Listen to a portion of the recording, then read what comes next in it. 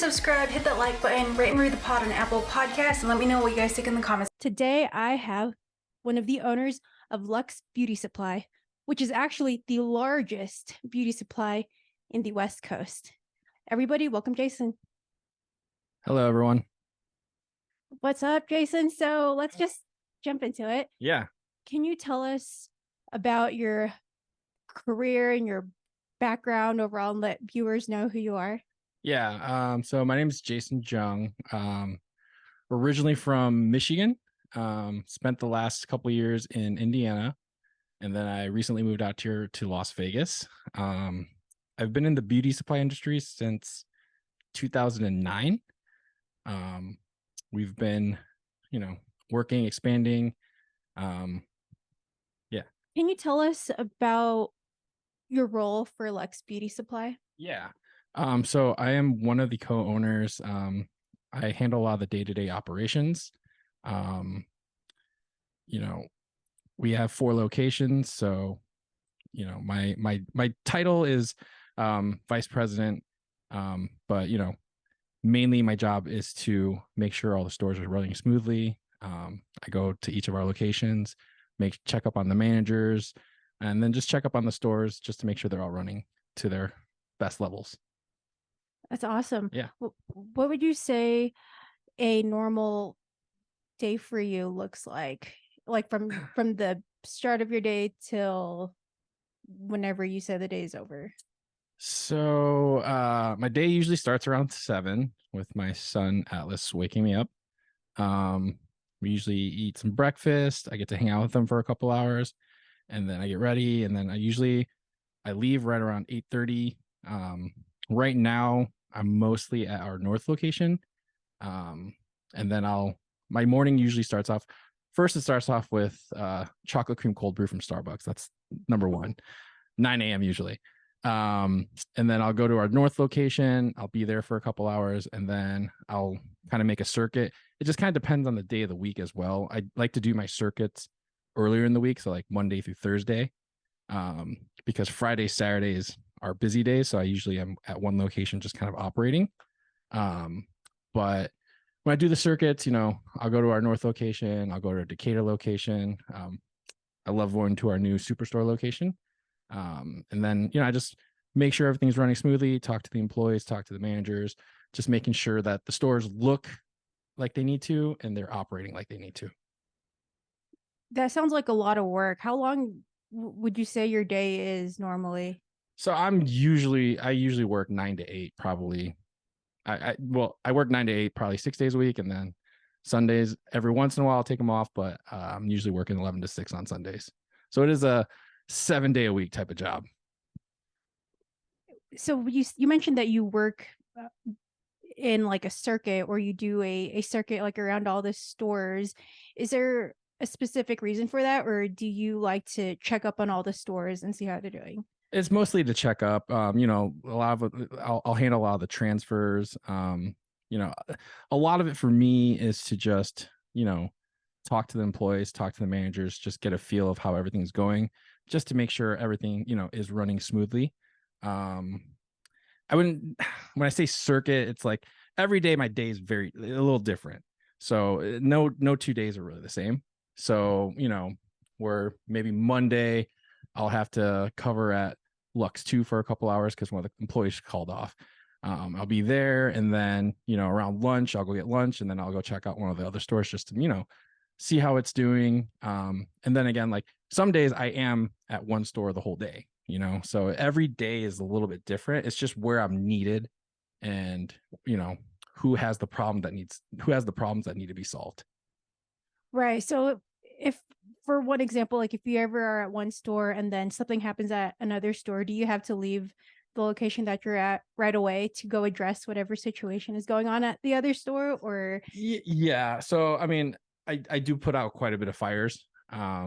So I work a lot on the like the program side as well. So we just launched a brand new I think it's Justin's gonna kill me. I think it's Sin 7, so it's our new POS, and then the back end, I think it's ERP.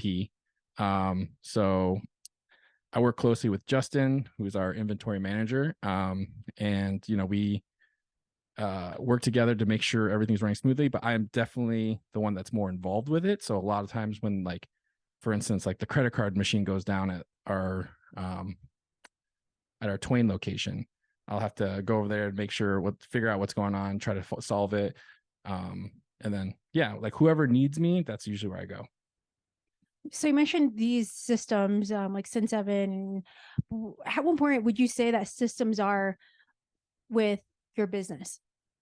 Sorry, what was that? How important would you say that these systems are in your business? So they're like critical. So we've definitely invested quite a bit to like jump into the 21st century as far as like updating our systems, our softwares, our policies, and our just honestly everything. Because a lot of it was kind of stuck in the older ways, just kind of the old mom and pop ways of running a business. So I would say in the last 4 years, we've really, really like hyper focused on making sure that we update to stay with the times, really. Um, so yeah, I would say it's critical to running, especially. I mean, you could probably get away with running one store with the older, the older way of doing things with, paper, Excel spreadsheets and things like that. But when you're running 6 stores, it's almost impossible.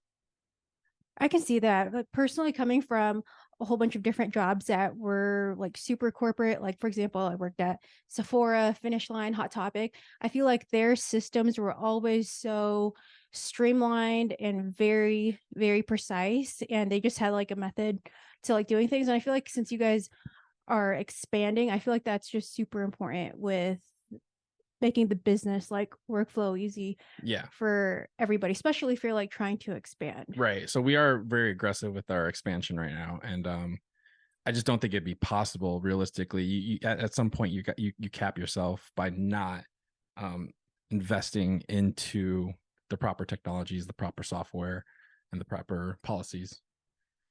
Would you say that that's kind of like a downfall, like your competitors that aren't using systems?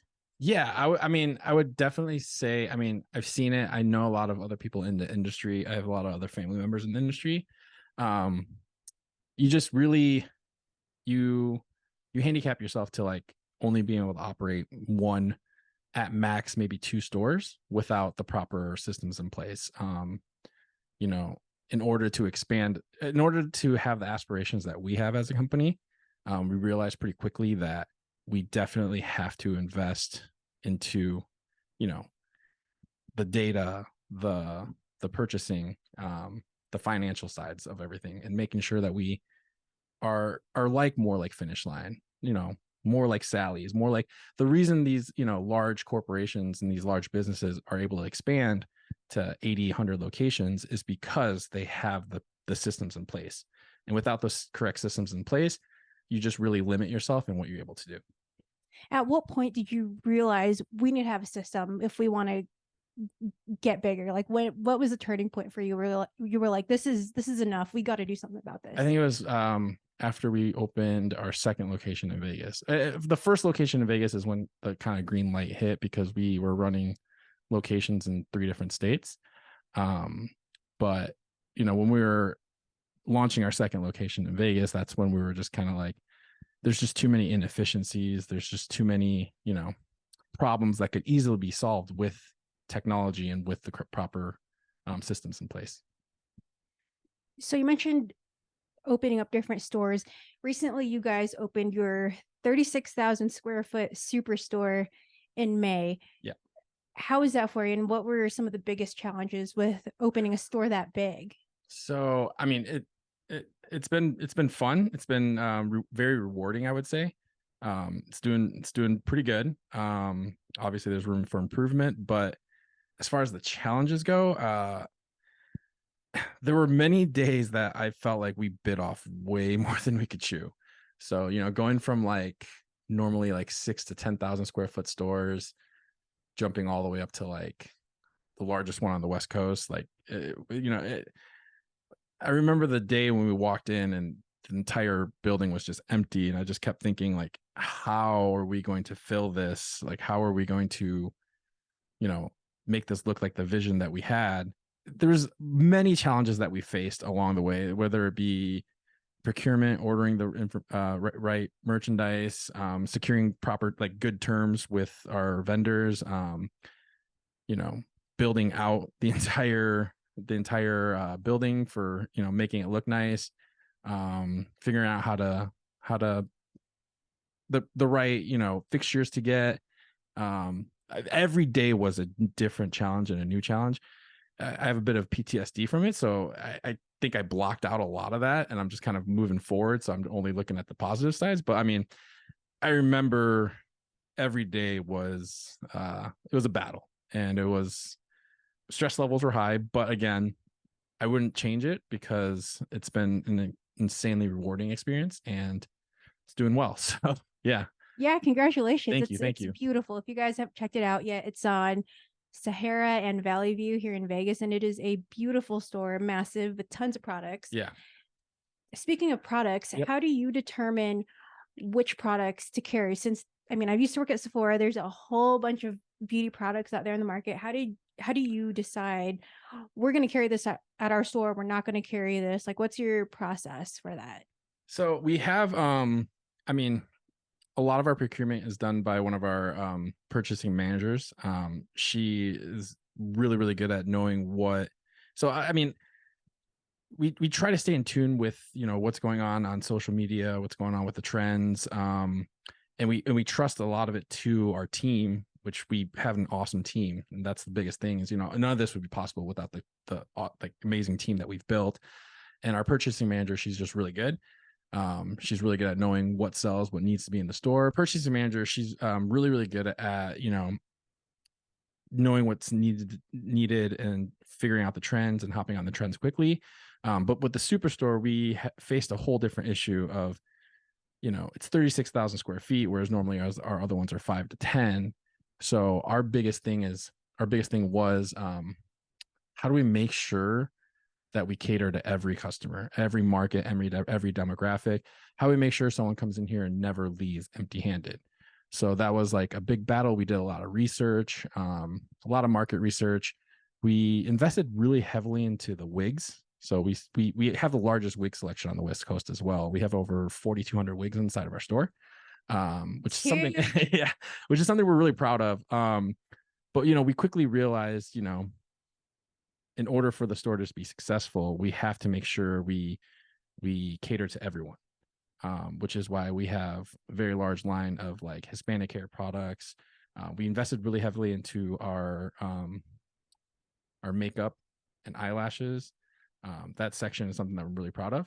So, I mean, I think we have over like 2,000 different eyelash selections. These lashes are from Lux Beauty Supply, by the way. Yeah. So it was just one of those things where, we wanted to make sure that we had a selection for everyone.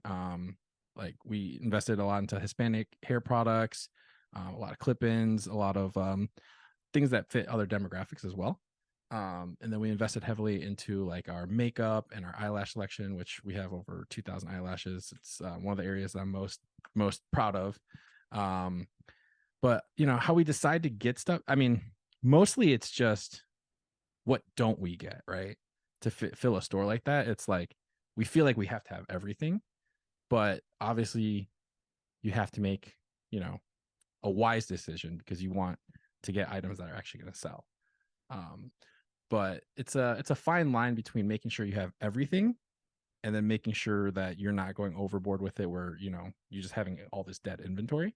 So a lot of that came from like market research, trusting our purchasing manager and trusting our team to make the right decisions. Yeah. Do you mind if I ask how you guys do your market research? A lot of it is social media. Yeah. So social media is a big part of our market research. Just following the trends, figuring out what the trends are and trying to hop on them quickly. And then our purchasing manager, she, scours the internet, reads all the blogs, the beauty blogs, reads all the magazines.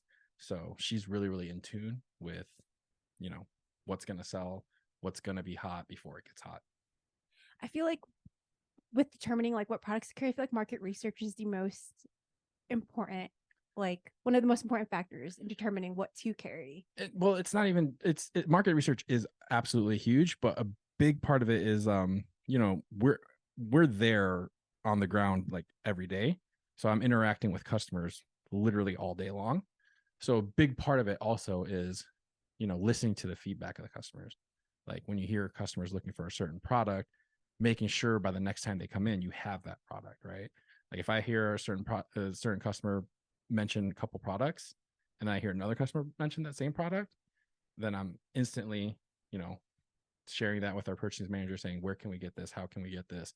Let's get it so that the next time they come in, they don't leave empty handed. Because if we don't have it, someone else is going to have it. And then if they don't have it, like you can always get it online. So, we're competing with a lot of other competitors. So it's making sure that you listen to your customer feedback, you listen to what your customer wants and needs. Yeah. So I would say that's almost equal to market research. The market research is, I would say listening to customer feedback is all part of market research. Yeah. Yeah, no, I agree. I feel like that's one of the reasons why so many companies do a lot of surveys and ask for your opinion and like your shopping experience, et cetera, just to determine like what works and doesn't work. So you can really, meet supply and demand. But I'm curious, how do you determine pricing your products against like your competitors? Like what's your thought process behind that? So as far as pricing goes, again, it comes a lot with the research, just making sure that you're, and this is where data is really important, and where our systems that we talked about earlier are super important. Finding that perfect price where you're gonna have the biggest margins, but you're also gonna have the highest turnover. I think that's extremely important just to maximize, profits. Maximize. I mean, we're all in business for the profits, right? So it's that's the most important thing. Mm. But at the end of the day, how we price things is, you want to make sure that you're competitive. And the online market is what's kind of really skewed it, because when it used to be just brick and mortars versus, brick and mortars, retail versus retail, you could kind of see where they were pricing certain things, right? And it was pretty easy. And we all kind of kept pretty healthy margins. But with online, it's definitely, close those margins a little bit. So it's, we try to make sure that we're especially competitive with our competitors here locally. And then we want to make sure that we're, still somewhat competitive with online, which we probably, we won't ever really be able to get to the online pricing points because, brick and mortar retail, we have such high overhead. Whereas online, there's a lot less. So that's why online is always going to be a little bit more competitive. But, we just try to find the best price point that the customers are willing to pay, that they're happy to pay. And then that, will be competitive. Yeah. Do you see Lux Beauty Supply having like their own online store in the future? I would love to. It's definitely something that's being thought about, that's being planned, that's being, it's definitely in the pipeline. Because I feel like you kind of have to be in this day and age. But our main focus is definitely much more on the retail side. We grew up retail, online's cool. But there's just something about that daily interaction with customers that you just don't get online, right? I love going to the stores, talking with my employees, seeing them sell, helping customers find what they need, talking to customers about their day. We have so many regulars, so many, incredible customers that regularly shop with us. And, we're much more focused, I would say right now, on just maximizing that. So maximizing that shopping experience, maximizing what we call the Lux difference, walking in and making sure you're greeted, making sure, you get the best customer service possible. I would say that's definitely where our focus is now, but not to say, online is something that is never going to happen. but it's something that, we always think about, right? So it's something that could happen one day, but I would say that's not where our focus is right now, because we are planning to expand, our retail locations. Yeah, I will say that one of the advantages of having an in-person store is that human connection, Yeah, because absolutely. usually you'll buy something in person if somebody will like educate you on it, give you information, let you try it on. I feel like that's like a huge factor. Like you Absolutely. mentioned earlier, like try before you buy. Yeah. That is just impossible with online, um, especially for something as personal as a wig, and like for other reasons. Like it's just so different when you see it on yourself. But yeah, I do think an online store in the future. I feel like eventually, I mean, correct me if I'm wrong, I feel like eventually all stores will be online. Like I not hope not that not solely online, but most stores will have like an online yeah, store. most stores will have an online store, and obviously, you know, we're hoping that that day's later than sooner. Because I would miss the daily interactions too much.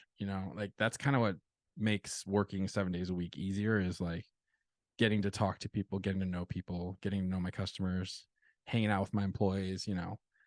It's just one of those things where if we're strictly online, I wouldn't get that.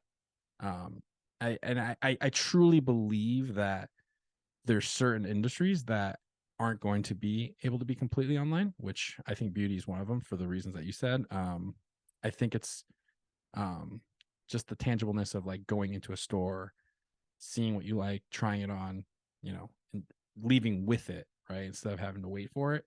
Um, I think that's a big part of the retail experience. And I think our secret sauce is, sorry, I didn't mean to use that term quite yet. I love the secret sauce. Please tell us Yeah. and everyone listening to the boss sauce what the secret sauce is. I think one of our secret sauces that we really try to maximize is the Lux experience, like the shopping experience, right?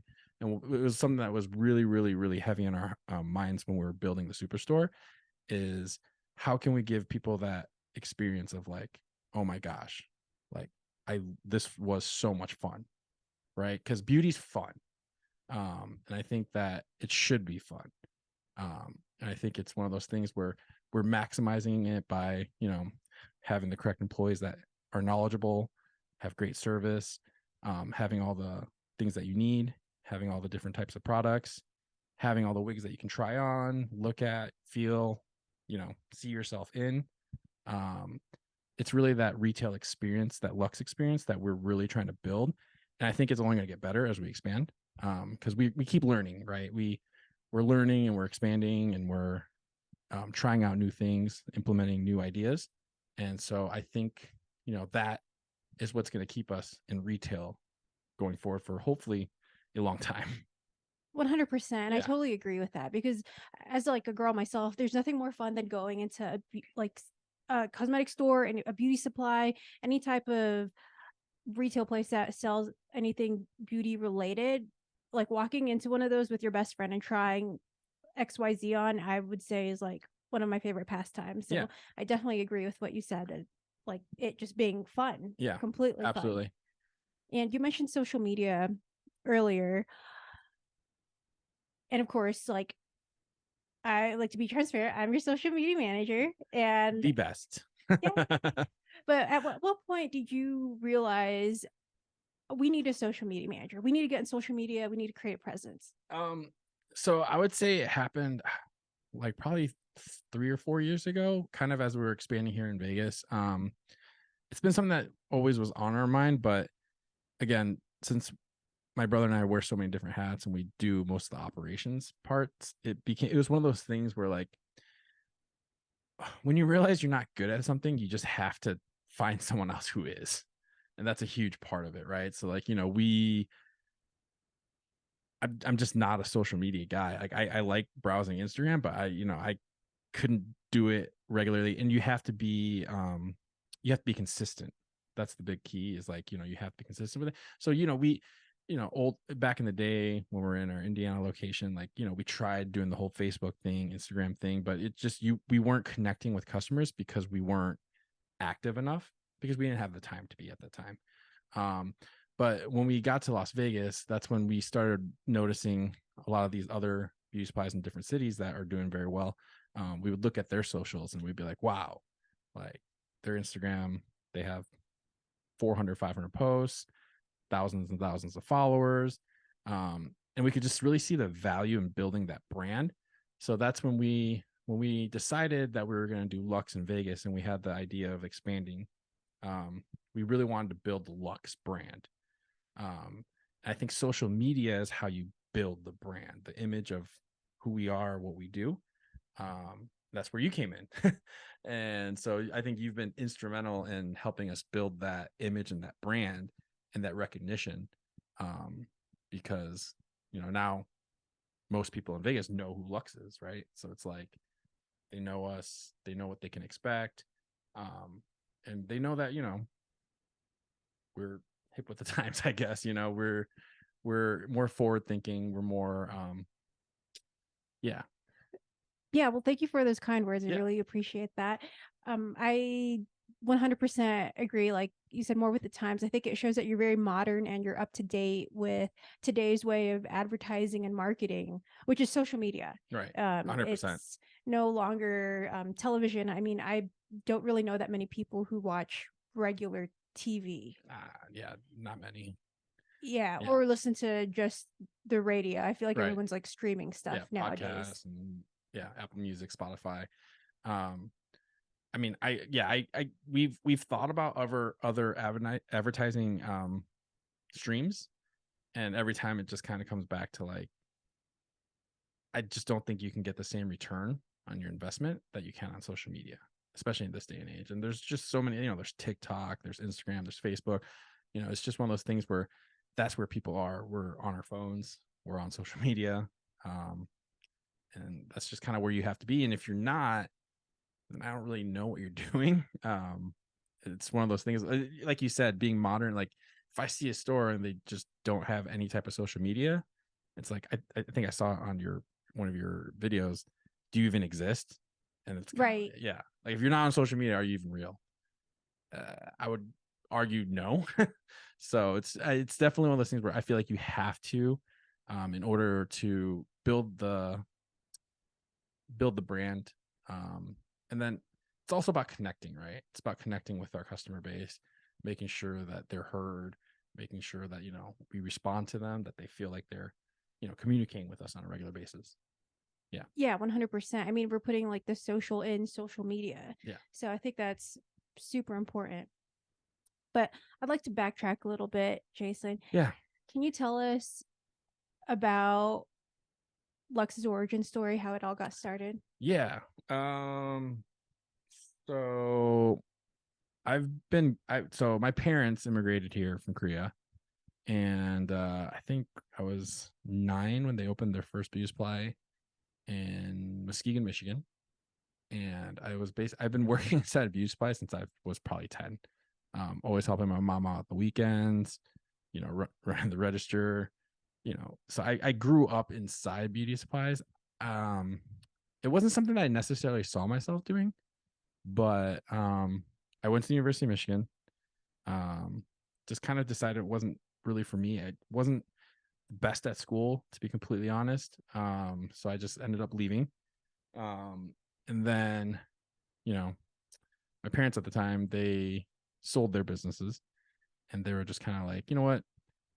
Why don't you guys try? We think you guys could do a good job. So my brother and I, we were basically like, you know what? We could probably do this. And so we opened our first store in Fort Wayne, Indiana.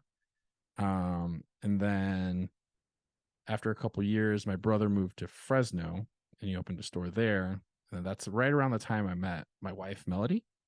And then so she kind of helped me run that one. And then so we ran the Indiana store for about 7 to 8 years. While James was in Fresno. And then back in 2018, we kind of had this idea to like kind of get back together to try to take over the West Coast, try to take over Vegas. So we opened our first one in Vegas in 2018. And then Melody and I moved here about a year ago. So James kind of took over at first. And then when it was expanding and we are about to open the superstore, he was like, yo, I can't do this by myself. So that's when we kind of packed our bags and then came out here. So it's just been like our team, our core team of like James, his wife, Bobby, me and my wife, Melody, just kind of running things. I love that. That's super inspiring. Yeah. At what point did you guys realize it's time to expand? Let's open more locations. Let's open the Lux on Craig, the Lux on Twain, Lux on Sahara. Like, at what point did like a light bulb go off in your head? So a lot of it was we just saw the need in the market. So I think the market just kind of, you know, speaks for itself. So we realistically, like, you know, when we opened our first one, it wasn't with like the automatic goal that we're going to automatically open the second one. Because I mean, retail business especially is a high risk. You know, it's very high risk. So when we open it, you know, at that point you're just kind of like hoping that it does well, right? You're not sure of anything. But with the things that we had learned in the, like by operating for 8 years, by implementing those things, we quickly realized that, you know, oh, like this is going to do pretty well here. So then after we realized that, that's when we automatically kind of shifted our focus to, okay, like how do we, because with business, I think the thing is like, it's very, very easy to be content, right? You could easily just be content running the one store, and then just not doing much else, not giving yourself so many more headaches. But we have always had kind of bigger plans. So when we realized that there was room and that the market wanted more, we quickly went to, okay, well, where's the good spot? So that's when we opened our Craig location. And that one started doing well. And then same thing happened. Basically, we're like, does it look like the market wants more? And we quickly realized, yes, we think there's room for more. So then that's when we opened Maryland Parkway. And then, I mean, most people would probably stop there, but that's when we kind of decided to go all in. We're just like, you know what, screw it. Let's just push all the chips in the middle of the table and open the biggest one on the West Coast. So that's what we did. And yeah. Are you having trouble with social media? Need a content creator, a video editor, or need social media management? Well, those are some of the services that I offer. Go to reneeswery.com for more. Now back to the show. That's awesome. You talk about this so fearlessly. Was there any point in time where you were scared at all? Because I feel like there's risk involved with opening a new location. Absolutely. So I think it's important to have balance. I'm just going to keep it 100. Like, I'm a bit of the pessimist of the group, of the four of us. I'm always the one that's like, should we, like, and then so I kind of balance out my brother, who's more of an optimist and very, very optimistic and everything. So, you know, there was, I mean, and that's the thing is like, there were so many deliberations, so many debates, and we had other, like, you know, we got to these locations through debates and through deliberations, like figuring out, like, is this the one? Is this, because, you know, we saw hundreds and thousands of different buildings, different streets, different areas to open. And then when we finally, like, you know, make that call, it's like, you know, it's usually when all of us agree, right? It's like, the areas that he was optimistic on, that I was pessimistic on, you know, we probably passed over a lot of those. And then we finally got to like the ones that he was optimistic, I was still pessimistic, but, you know, we kind of balance each other out. And then finally it was just we found that balance point. And then my wife, Melody, she's definitely kind of, she's like she tips the scale, right? So she helps kind of make that final call. So, I mean, that helps too. Because yeah, that sounds stressful, but I could see why you guys would need to like deliberate and almost like take a vote on it. It's never like a vote. It's more just like intense debates and deliberations. We've never like sat there and been like, yay, nay. Formal board meeting? No. Never done that. It's just more, deliberations and, you know, and we've found the process that works for us. And I think that's really important. Is obviously we're family, so there's like a whole different dynamic to it, right? So we found the correct like process and the correct way for us, which may not work for everyone, right? It's not the right way. I don't think there's a right or a wrong way. But we found the way that we like to do it. And I can't really share that with you because it's a lot of yelling, it's a lot of debating, but Well, I was about to ask, like, what are some of the advantages and disadvantages of working with family and a significant other, if that's okay with you answering? yeah, no. The advantages are huge, right? So it's, regardless of what happens, like, when it's family, you're in it together. Especially being, Koreans, like immigrants, like we we saw our parents struggle to get here, make a life for themselves. And, we have a very, very close knit family. So it's one of those things where I couldn't imagine working with anyone other than my brother. But, there's definitely strong debates. There's definitely some healthy arguments. But at the end of the day, he's my brother. So, we're going to make the decision together. And then, having Melody be a part of it has been huge for us because she's an attorney. So she's very, very calculated with, everything's facts with her. So she's kind of like the facts. She's kind of like the one that weighs it in the middle, like kind of brings us back to reality in a lot of our Grounds you guys. grounds us. Exactly. So, having her has just been tremendous is because, it's hard to win an argument against a lawyer, especially being married to a lawyer.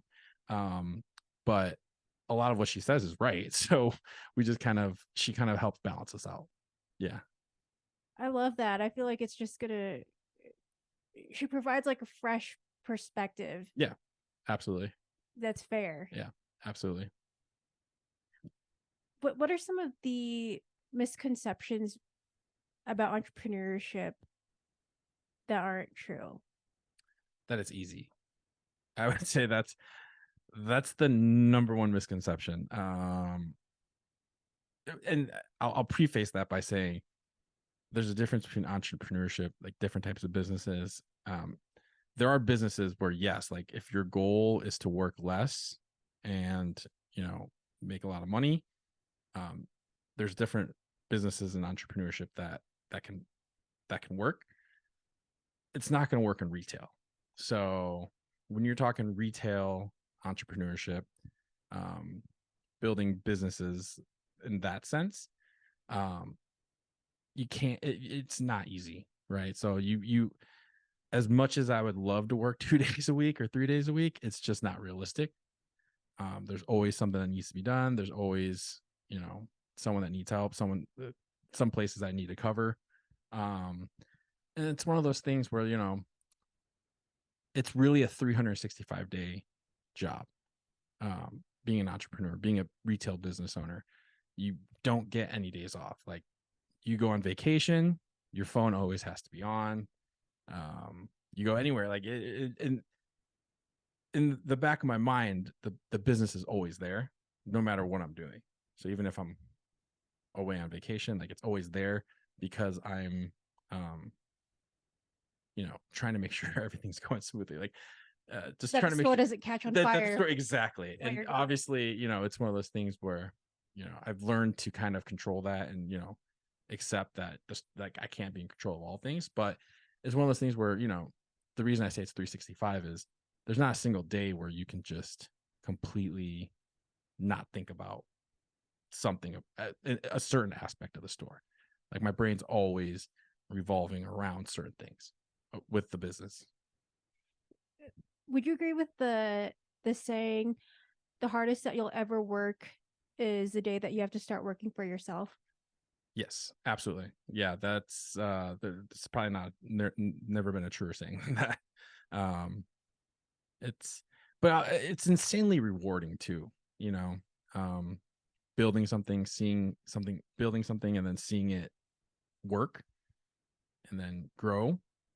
Uh, it's insanely rewarding. I wouldn't trade for anything in the world, but I would say to any entrepreneur out there or someone that wants to be an entrepreneur, especially in the retail, like if you want to open a beauty, gas station, sneaker store, any type of retail business where you're dealing with people on a daily basis, for you to think that you're just gonna be able to like leave it and that it operates at its maximum capacity is not gonna happen. Um, and that's where it really comes in is like, obviously I could just not, we could just be completely hands off, but I don't think we would be able to grow as rapidly as we are. There's something about being there on a daily basis, talking to customers, interacting with the team, that just can't be replicated, I don't think. Yeah. Have you ever seen Undercover Boss? I've seen like 2 episodes actually. Okay, I asked this because I feel like the bosses or CEOs that are on that show that do go in and realize that their employees are unhappy, that it's not a great work environment, are usually the ones that have that disconnect, that are so far up that no longer come in every day and interact with the clients. So I feel like what you're saying is 100% true, because once you start going in as often or having the interactions, it kind of becomes it becomes less and less of what you wanted it or what you have made it out to be. Exactly. And I think obviously one day the goal is to not be there as much. I don't want to do this for the rest of, like, I don't want to be there 7 days a week for the rest of my life, but there's a time for that. And then there's a time to grind. And I think right now we are in ultimate grind mode. And the reason being is we're not done, right? So we still have plans to expand further. And I think that's the biggest thing. Like, obviously, if you want to be content, there's nothing wrong with that, right? Like, if you want to start a business, you want to be content with where it is, you could probably start taking more days off. You could probably not be there as much. But for us right now, we're trying to maximize everything, right? We're trying to maximize profits. We're trying to maximize our systems. We're trying to maximize our team.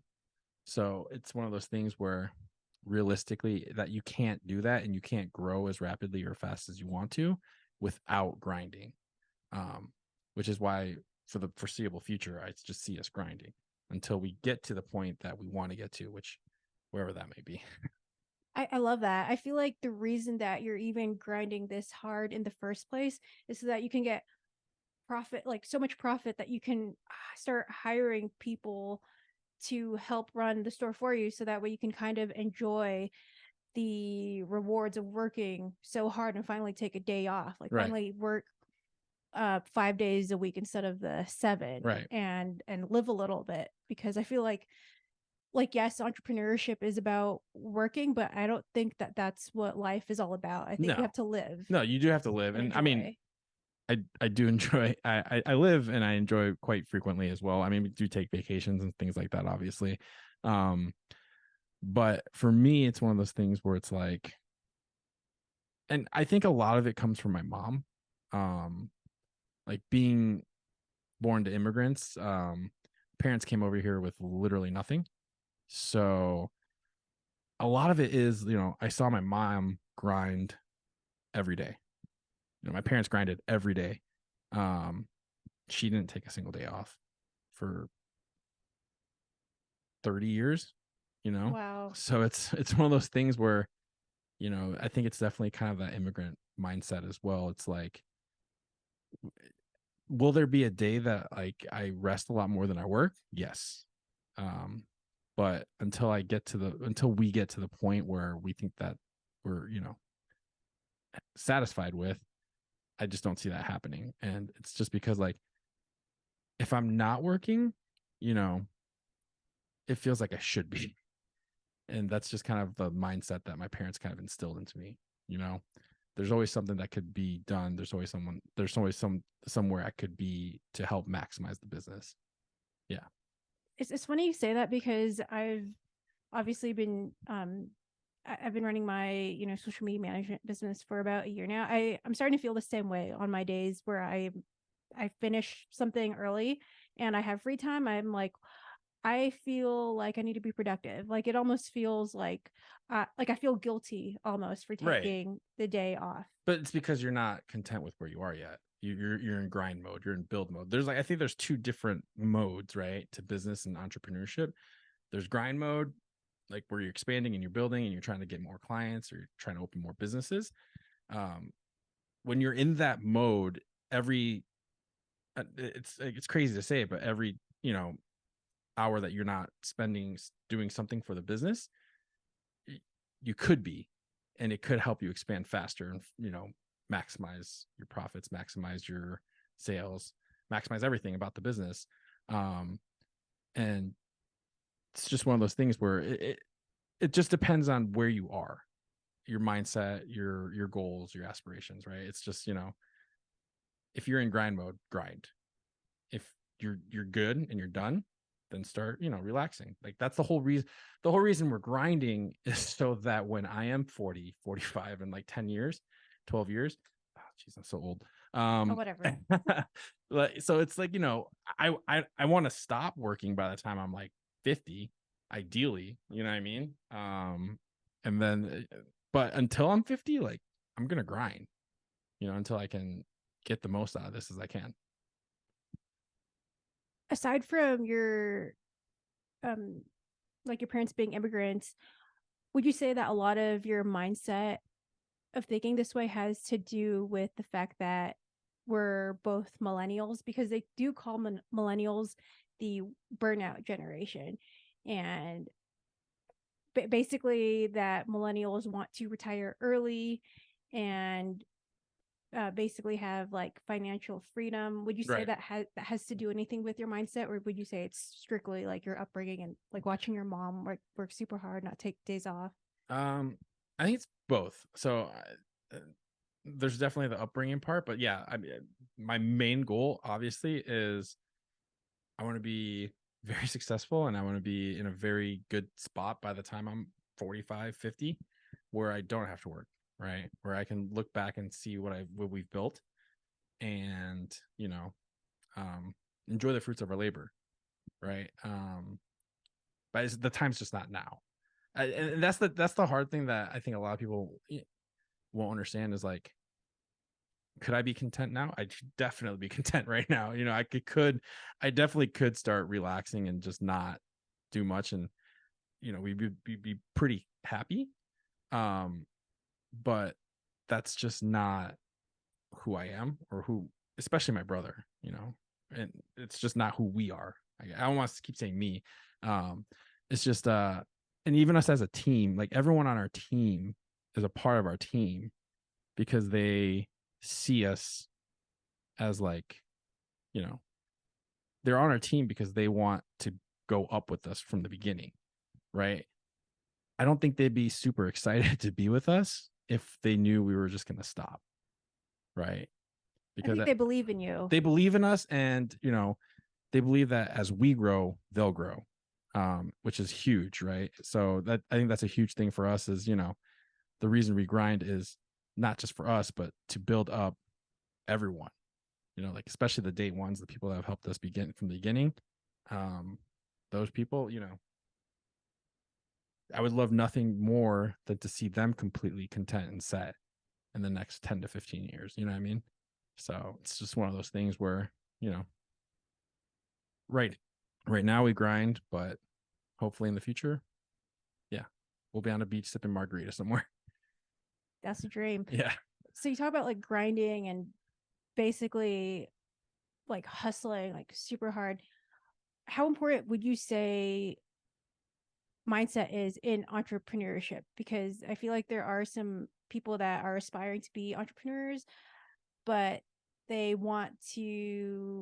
still want to have, like their weekends, like partying, and still want to do the thing that they've been doing.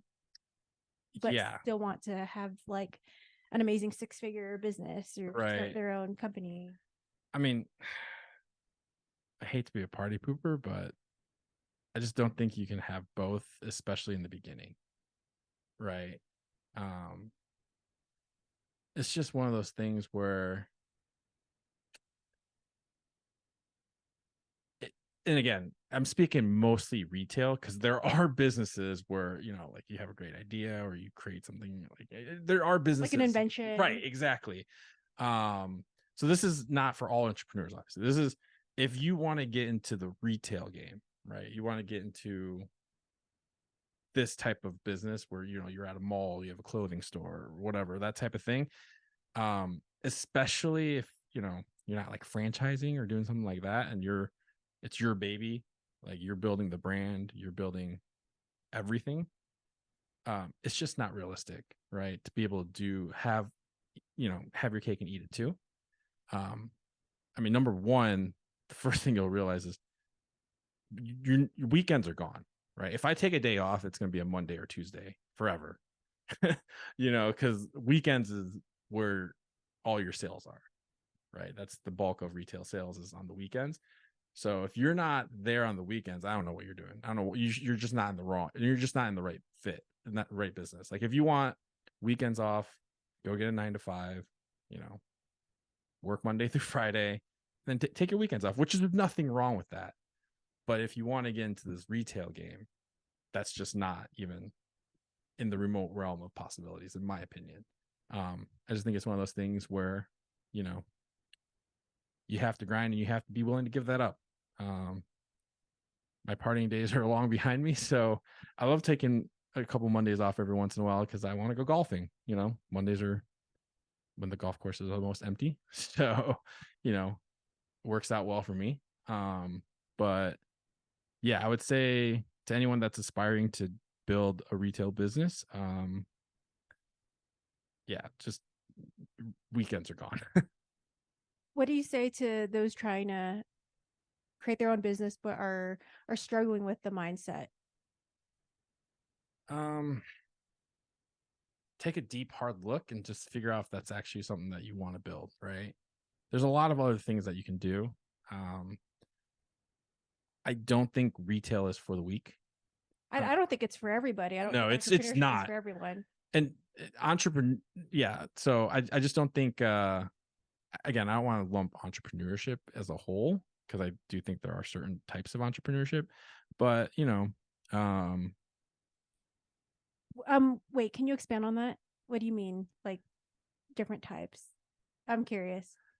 well, so you could be an entrepreneur and you could be starting like an online um an online business, or you could create you know a product, or like people on Shark Tank, right? Like they don't have to grind 7 days a week realistically, you know what I mean?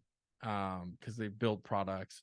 Certain ones do that have built like there there's multiple different types of businesses in my opinion. And again, like for instance, I don't think you would have to grind 7 days a week because you're not you with retail, you're open 7 days a week, right? So you like there's always something going on. Whereas like, you know, being a social media manager, like you can set your own hours. You don't have a dedicated. Oh, like a time frame. Exactly. You don't have it. Like you can you can work at 2 a.m. if you want to. You can work at, it's one of those things where there's a lot more like freedom. flexible. It's flexible. There's a lot more flexibility in different types of entrepreneurship. And so I don't like lumping because I don't want to dissuade anyone from being an entrepreneur, right? It's working for yourself is incredibly rewarding. And I think everyone should aspire to do it. But this retail game is it's a different beast in my opinion. So that's why I just think of it as like a slightly different type of entrepreneurship, because yeah, I would just say retail is just a different beast. Yeah, I would say that everyone should at least try it though, because I think there's so many benefits to entrepreneurship. I feel like it's going to teach you discipline. You're going to learn so many things like about taxes and how like time management. I feel like you're Exactly. gonna Time learn. management's huge. Yeah, exactly. Yeah. I feel like you're just gonna learn so many different sets of skills that even if your business or your side hustle, whatever, isn't successful, I feel like you're gonna carry those skills with you throughout your life. Yeah, absolutely. I mean, I again, I think everyone should at least aspire to be an entrepreneur. Again, entrepreneurship isn't for everyone, but like if you have a great idea, if you have a great plan, you have a great vision, go ahead and try to execute it. I think that, you know, there's nothing more rewarding in life than being an entrepreneur, than create. And it's the money's awesome, right? But that's not, I would say even more cool is just like, when I'm not an artist, but like, if you drew something really, really cool, like building that and like having it, right? Um, Building a business, like a tangible business, like that you can see it's just such a rewarding feeling that I don't think you can get in any other type of, you know, in any other type of job or venture. Yeah, I think you're basically seeing all your hard work come to fruition. Exactly. And it's just this beautiful thing, and you're basically like, I did that. Like that was all But yeah, me. exactly. Like Yeah. knowing that you could do Right, it. right, right, right. Um, and then that's when seeing seeing other people succeed too. That's awesome. And nothing else can really do that for you other than entrepreneurship. Like you can't, you know, build a team and help them succeed and see them do good, do better. Um, you can't do that unless you're an entrepreneur, So that's another very rewarding part of it. So I would definitely encourage anyone that wants to do it to do it.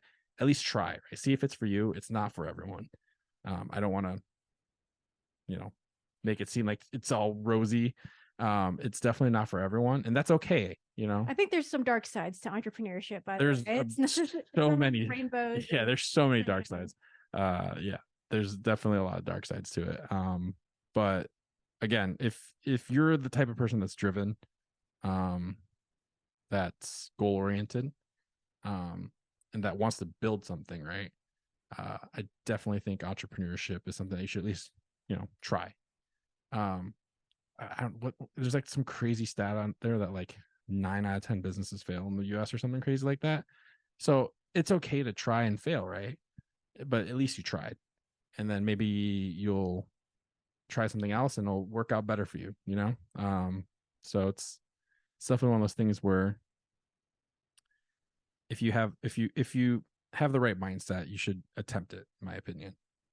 Yeah, I love that. I love that because I feel like personally for me, I'd rather face failure than never finding out if one of my ideas has like potential or had the chance to be potential, Right. because it's Never kind of giving it the chance. The what ifs. the what ifs. The Yeah. what ifs. They could like they would literally haunt you. Like, there's so many what ifs that could have happened with me. Imagine we just never even came to Las Vegas. That would have been a huge what if. And we wouldn't be as happy as we are now. We wouldn't be as successful as we are now if we didn't take that leap. Yeah, I feel like taking the chance is it's like a risk, but you never know like what's gonna happen. Like it's like that old saying, like that mama bird saying to the little bird, or the little bird saying, "What if I don't fly?" And she's like, Mm-hmm. "Well, what if you do fly?" Or Right. something like that. Right. Like Right. if Right. you Right. Right. soar or Right. whatever. And it's like exactly, Pushing the bird out of the nest. Yeah, you just got to do you it. got to do it. You You got to find jump out. in. And again, it's one of those things where I would definitely say, um, risk is adherent, like obviously a huge factor in being an entrepreneur, being in business, right? Everything we do is risk, right? So it's making calculated risk that's key, right? So, you know, making sure that you're doing all the necessary steps to be successful. Because it's, to do it half-assed, without properly thinking it out is not what I would suggest people to do. You know what I mean? Because it's one of those things where being an entrepreneur is high risk, but it's high reward. And I think that you have to minimize that risk by planning correctly, by being calculated, But at the end of the day, like if you have all your um, eggs in a row and you have done all the research and you've done everything that you should do and you planned the way you should, I would definitely encourage you to take that jump, right?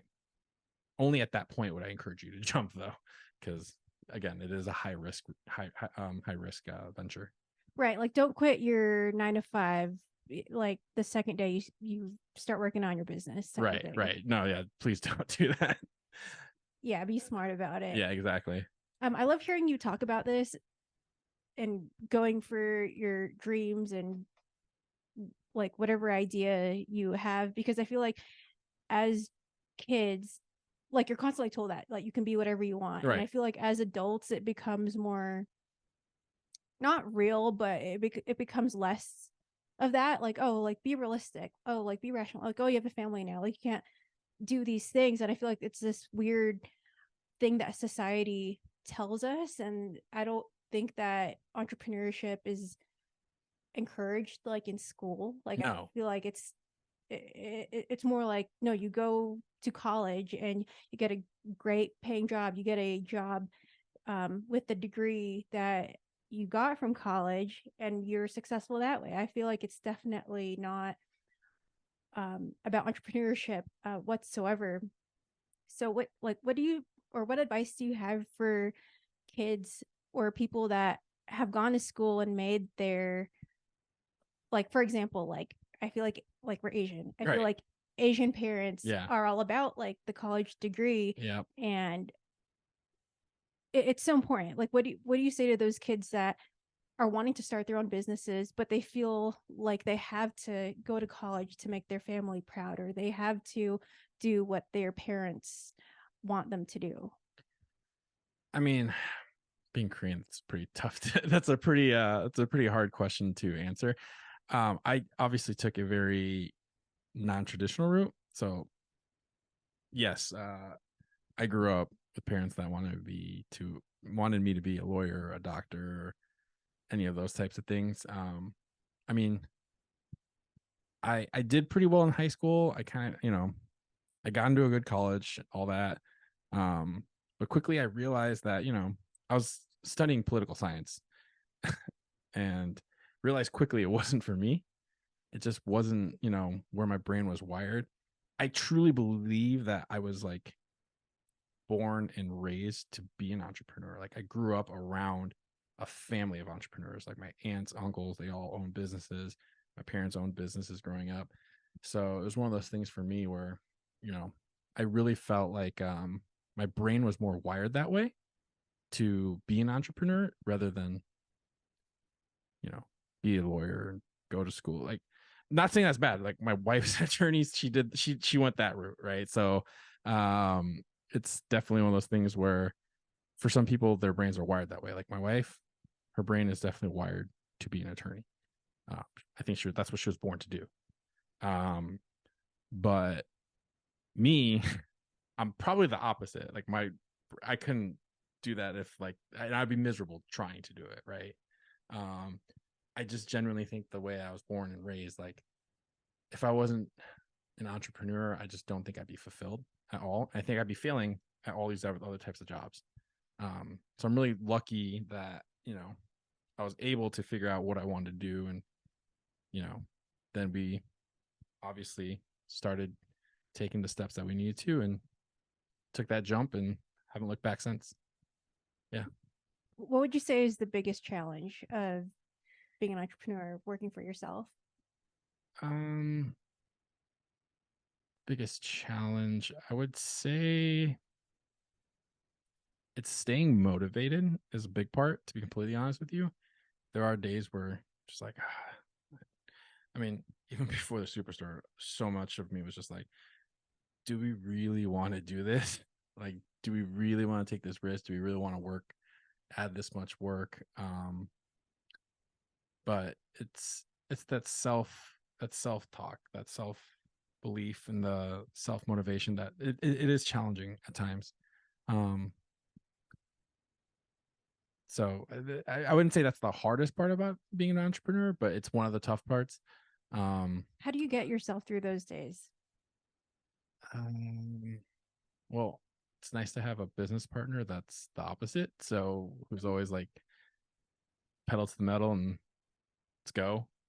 Um, but obviously he has his days too. So it's just good to balance each other out. Um, and then having that why, I think that's a huge part of it.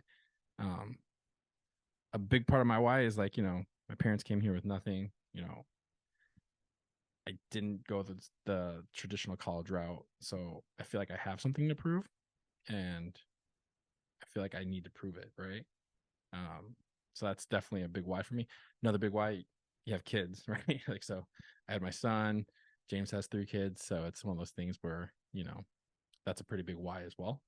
Um, so uh, yeah, I would say those are having that why is a huge part.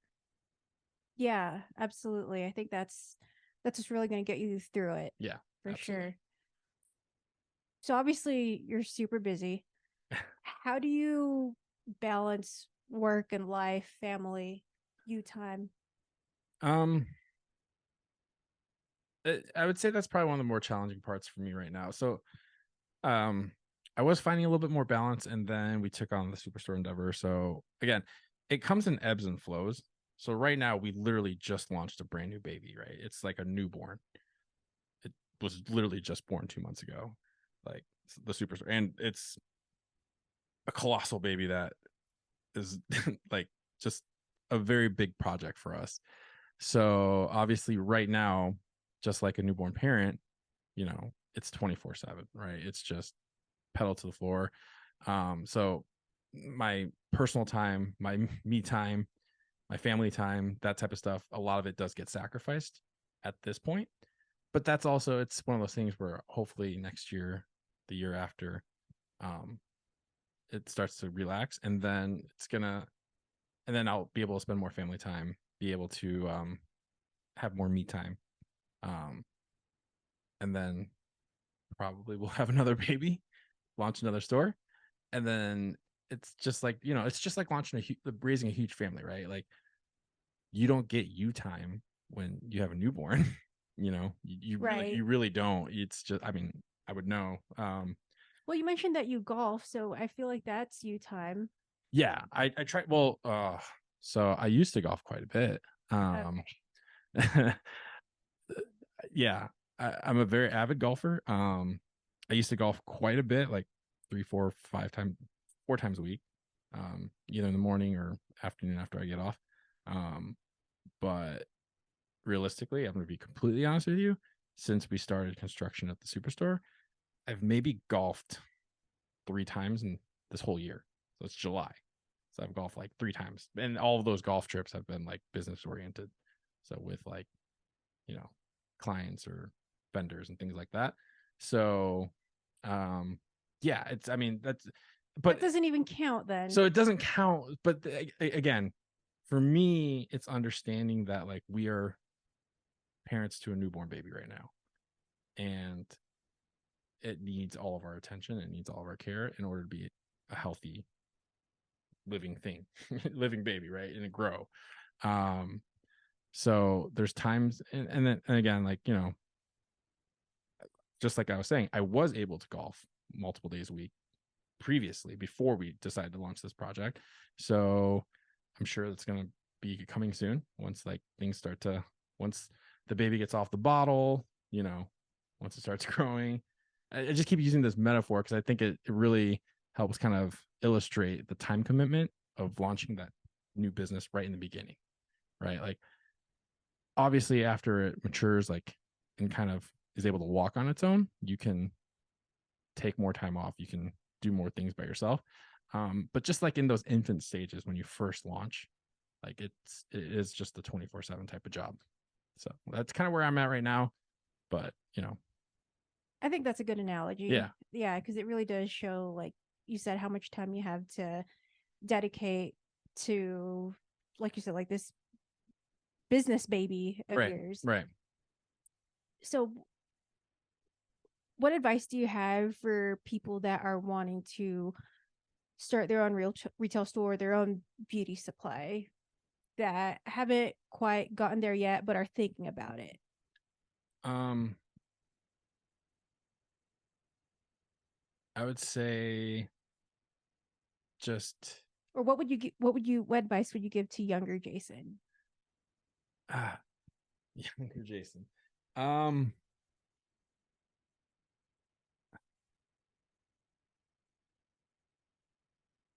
Sorry, it's a tough question. Um, Didn't mean to put you on the spot. no, it's cool. It's cool. What would I? I would probably tell him, um,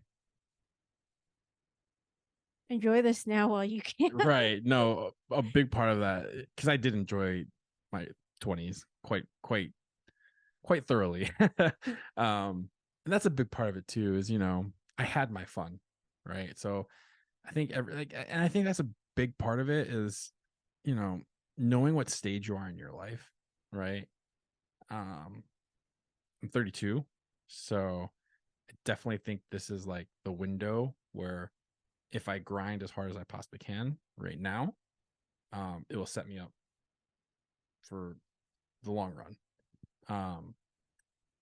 But did I have my fun in my early 20s, like 20 to 20? I had so much fun. I had probably a little bit too much fun if you ask most people. So, but it's understanding that was that time and not holding on to it, right? Because I do see people that are around my age that haven't really evolved into that next step, right? They're holding on to their partying and their want to go out every weekend, and That that lifestyle. lifestyle and that mentality. But going back to like what I would tell my younger me, like I would just say, try to be a little bit more optimistic because things are going to work out really well, and just get ready to grind, you know. Because at the end of the day, like, I just keep using that word because it's kind of like my mantra is, rise and grind. And one day it'll all be worth it. So yeah, Do you ever get imposter syndrome? all the time. Yeah. How do you deal with that? I feel like it's a struggle I feel like everyone goes through it for the most part, at least once. Yeah. It's just having that self-belief, I think, that, you know, we did this, right? Um, and a lot of it is due to the fact that, my parents helped me do this quite a bit, especially when we had dropped out and needed to be able to start our first business, because obviously, those funds came from them. So that's a lot of part of that as well, is you know, did I build it from the ground up? No. They definitely laid the foundation and the groundwork, right? But it's also just realizing, we're taking what they did and then we're just flying with it, right? We're maximizing it. Yeah. I love that. What would be the one thing that you want people to take away from this conversation? Um, know what you want. Um, know how you're going to get there. And then once you figure that out, take the leap. Right. At the end of the day, that's really what it is. Like but how you're going to get there part is really important, because that's the part that most people skip over. The plan. The plan, exactly. And then at the end of the day, like I said, grind, right? Like, really, really, you know, take that extra step. Like, don't take that extra day off. Like, make sure you're there for the busy days, busy hours. Make sure you're there, hanging out with employees, talking with employees, getting to know them, and that's the thing for me, is like, I've always been a personable person. So that's the part I enjoy, right? Is like getting to know people, talking to people on a daily basis. So that part kind of comes easier to me. But what I would say is figure out what you want to do, plan how to do it, and then do it. Yeah. That's solid. Yep. I like that. Yep. It's cliche, but it's true. And then once you do it, like, just realize when you're doing it, like, you're gonna have to work your ass off. 100%. Yeah, Yeah. I feel like that's the big thing. Yeah. For sure. Don't think it's gonna be easy at the end of the day. Yeah. Yeah. I think a lot of people think, oh, you work for yourself, it's easy, but it's like you said, it's not always like greener on the other side. No, I think entrepreneurship's the most rewarding, but whatever's the most rewarding is always going to be the hardest. So I definitely think it's the most rewarding path, but it's also the hardest path. So if you're willing to work for it, I think you'll be successful. I think you'll build something beautiful. But if you're someone that, doesn't want to do that, then I would discourage you from doing it. Yeah. Jason, this has been amazing. I could keep talking to you, but if people want to connect with you, where can people find you? Well, you can see me at any of the Lux beauty supplies here in Las Vegas pretty much 7 days a week. You can connect with me here in person. If you want to follow me on social, the Lux Beauty Supply _LV. Follow us there, or just make your trip out to Vegas and come to the store, ask for Jason, and probably be there. There you have it, guys. Thank you so much, Jason, for being on the Boss Sauce. Yep. And I will see you guys next time.